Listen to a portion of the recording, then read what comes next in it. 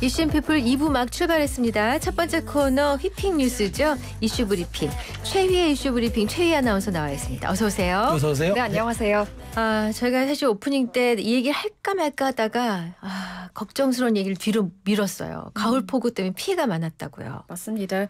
지난 금요일과 주말 사이 경남 창원에 530mm의 비가 내렸고 시간당 강수량 104.9mm를 기록했습니다. 네, 김해에는 427.8mm의 비가 내렸습니다. 네. 기상청은 이게 200년에 한 번 발생할 수 있는 폭우라고 설명을 하기로 했습니다. 네. 이처럼 이례적인 가을 폭우에 유네스코 세계유산인 금관가야 대성동 고분군의 일부가 무너져 내리기도 했어요. 네. 지금은 대형 덮개로 가려놓은 상태고 집안이 다 마르고 나면 복구할 계획이라고 합니다. 네. 이틀간 이어진 집중호우로 접수된 경남 지역 피해 모두 1000여 건에 달하고요. 건물과 주택이 물에 잠겨 주민 32명이 고립되고 농경지 590여 헥타르가 침수된 걸로 집계됐습니다. 네. 수확철을 앞두고 농민들의 시름이 너무나 클 것 같아요. 네네.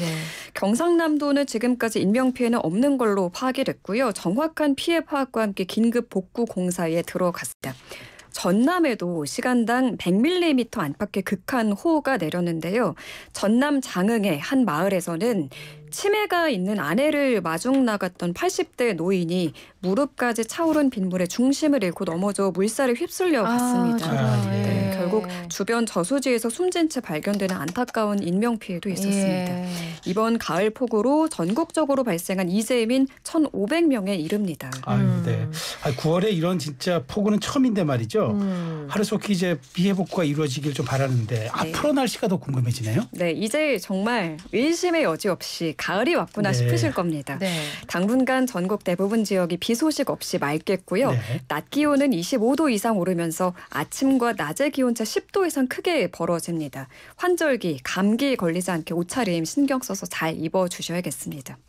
오늘 서울의 아침 기온 16.7도로 9월 들어 가장 낮은 기온을 보였어요. 네. 한낮엔 기온이 다소 올라 서울 27도, 광주 28도, 강릉 23도 등 전국이 30도를 넘지 않지만 평년보다는 1에서 3도가량 높게 나타나고 있습니다. 네. 또 가을하면 붉게 물든 단풍이 떠오르실 텐데요.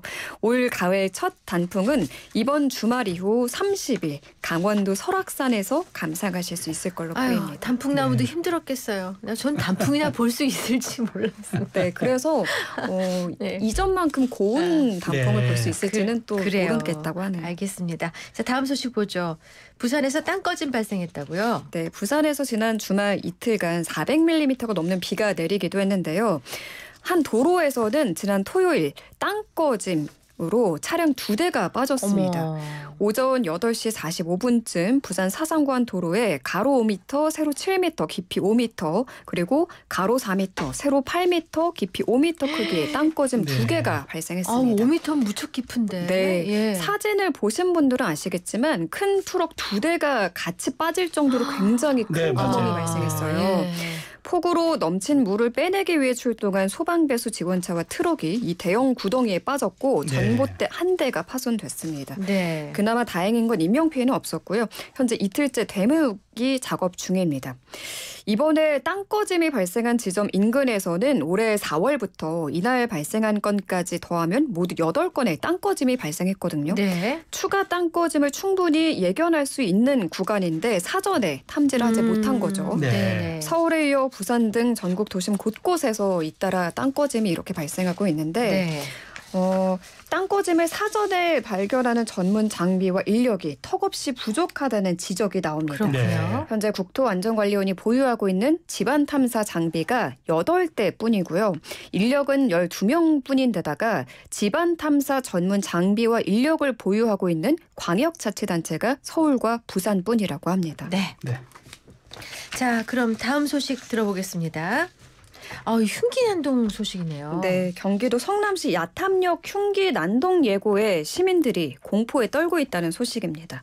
지난 18일 한 인터넷 커뮤니티에 부모님도 날 버리고 친구들도 무시한다며 23일 그러니까 오늘 저녁 6시에 야탐역 인근에서 자신의 친구들과 그들의 지인에게 흉기를 휘두르겠다는 글이 올라왔어요. 네. 예고 당일이 되자 시민 불안이 커지고 있는데요. 네. 경찰은 매일 야탐역 일대에 인력 40여 명을 투입해서 집중 순찰을 벌이며 특별 경계태세 유지하고 있고요. 네. 오늘도 기동대를 추가로 배치받아 야탐역과 병원 등을 중심으로 순찰을 벌이고 있습니다.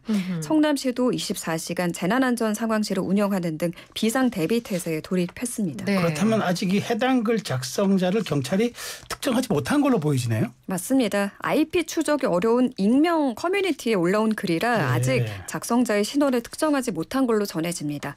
경찰은 압수수색 영장을 발부받은 뒤 작성자에 대한 자료를 수집해서 수사 범위 좁혀가고 있다며 네. 최대한 빠르게 검거하는 걸 목표로 하고 있다고 설명했습니다. 네.